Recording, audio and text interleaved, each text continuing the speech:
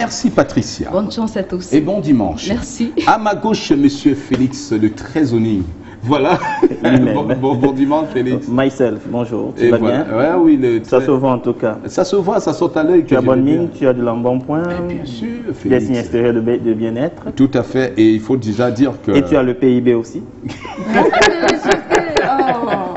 Il est venu me taquiner, Félix, mais alors attention, tu vas payer l'amende. Tu as le produit intérieur brut. Voilà, et maintenant, j'ai une question. Ce que j'ai, c'est surtout la question que je vais te poser. Tu es obligé de répondre à cette question. Je vais essayer.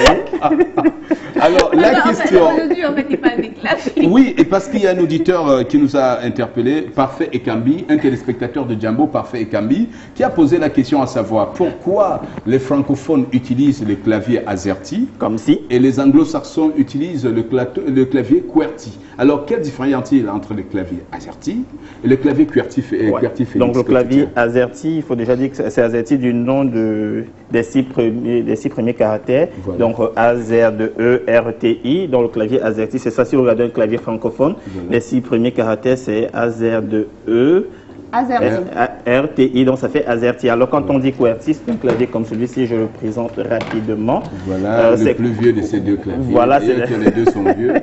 Voilà. Voilà, donc c'est un clavier QWERTY. On en reparlera, Président. Donc le clavier QWERTY, c'est le Q, W, E, R, T, Y. Donc le clavier QWERTY, c'est un clavier anglo-saxon. Ah, donc c'est français et anglais. Hein. Voilà. Mais pourquoi est-ce que la disposition des touches sur les claviers change de temps en temps? On a QWERTY, on a AZERTY. Pourquoi c'est pas en fait classé par ordre alphabétique, tout simplement A, B, C, D, etc. Enfin, pourquoi sur un clavier, on n'a pas mieux fois A, B, C, D? Ah oui, A, B, C, D que de plus mettre facile. AZERTY, QWERTY. Enfin, il y a une chose, c'est que le clavier, avant d'être un périphérique d'ordinateur, a d'abord été un compartiment de la machine à écrire. Et la machine à écrire, au départ, c'était quelque chose de mécanique. Alors donc, on s'est dit, si on veut faire de la dactylographie, il faudrait qu'il y ait des règles. Alors en dactylographie conventionnelle, les touches sont disposées de telle enseigne que chaque doigt a une touche précise à frapper. Donc chaque touche a un doigt qui le frappe. Donc c'est pas tous les doigts qui frappent toutes les touches. C'est vrai qu'aujourd'hui, on a des gens qui frappent avec 2 doigts, 3 doigts, avec, Les 5 même de fois. avec les 2 index.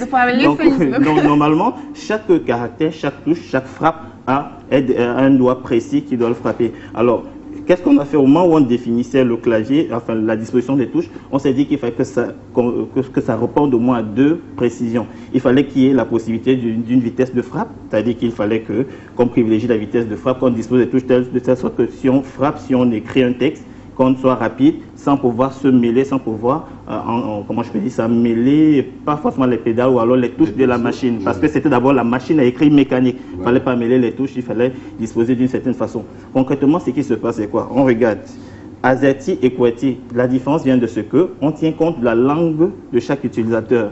En français, quand vous regardez la structure des mots, il y a des lettres qui reviennent très souvent, comme la lettre E, ça revient très souvent en français. Alors dans la langue anglaise, il y a plus d'autres lettres qui reviennent le plus, comme le W, le Q, enfin la lettre Q, qui reviennent très souvent. Elle est très occupée. Voilà, donc ce qui fait qu'on se dit, si un anglophone doit frapper, il faudrait qu'on dispose des touches de telle sorte que la lettre qui revient le plus souvent puisse être frappée par l'index ou le majeur, qui sont quand même les doigts les plus agiles. On ne ferait pas que le A ou alors le E soit frappé par l'auriculaire, parce que c'est pas très agile comme doigt. Donc il fallait disposer de telle enseigne que les doigts les plus solides, les doigts les plus agiles, frappent les touches qui reviennent le plus. Alors Félix, entre le clavier QWERTY et le clavier AZERTY, lequel est le plus ancien? Imagine. Ah ben moi, je n'ose pas. Moi, je dirais AZERTY. Bien sûr, c'est le QWERTY. C'est le QWERTY. Pourquoi? QWERTY, c'est le clavier anglo-saxon qui date de 1868. En fait, à l'époque, il avait été développé et en 1873, il a été... Il a 41 ans aujourd'hui. 1873, donc ça fait 141 ans carrément. Et il a été développé de façon massive en 73 parce qu'il y avait une entreprise nommée Remington qui, lors de la guerre de sécession aux États-Unis, parce qu'il est né aux États-Unis, et lors de la guerre de sécession, servait à fabriquer des armes. Quand la guerre de sécession est terminée, on s'est dit, ça c'est plus de fabriquer des armes, il fallait donc que l'entreprise survive. On a changé son objet social, on a dit, bon, au lieu de fabriquer des armes, vous fabriquez des machines à écrire. Donc c'est comme ça que le clavier QWERTY s'est généralisé en 1873. Donc c'est le plus ancien des deux. Le clavier AZERTY, en réalité, c'est une adaptation française du clavier QWERTY. Parce qu'en anglais, il n'y a pas de touches comme le E accent aigu, le A accent grave, A accent circonflexe. Donc on a adapté le QWERTY en ajoutant des touches accentuées au début du 19e. Donc comme ça, au début du 20e siècle, dans les années 1900, on a pu obtenir le clavier AZERTY, qui en fait n'est qu'une évolution, une adaptation du QWERTY. Yes, Okay. Felix, apart of from these different dispositions of buttons on the AZERTY and the QWERTY keyboard, tell us, is there a fundamental difference between the two? I was asking a question. 241 en ensemble, il y a 2 siècles, 1800 Oui, donc- et 1900, on est dans les années 2000. Oui, donc Plus de 200 alors. So okay, let me come back to my question. I wanted to know whether there is another disposition apart for the different disposition of the buttons on the AZERTY and the QWERTY keyboard.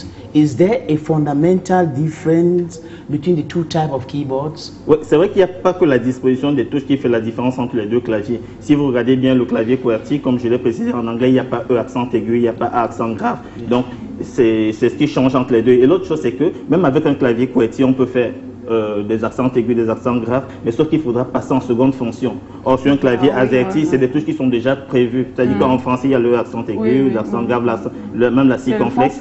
Donc, et c'est déjà prévu comme ça. Or, si vous voulez le faire en QWERTY, il faudra passer dans une seconde fonction. Donc, c'est un peu la différence fondamentale qu'il y a entre les deux claviers, au-delà de la disposition des touches. Thank you. Ah ben merci Very garçon, much, merci, Félix. merci jeune homme.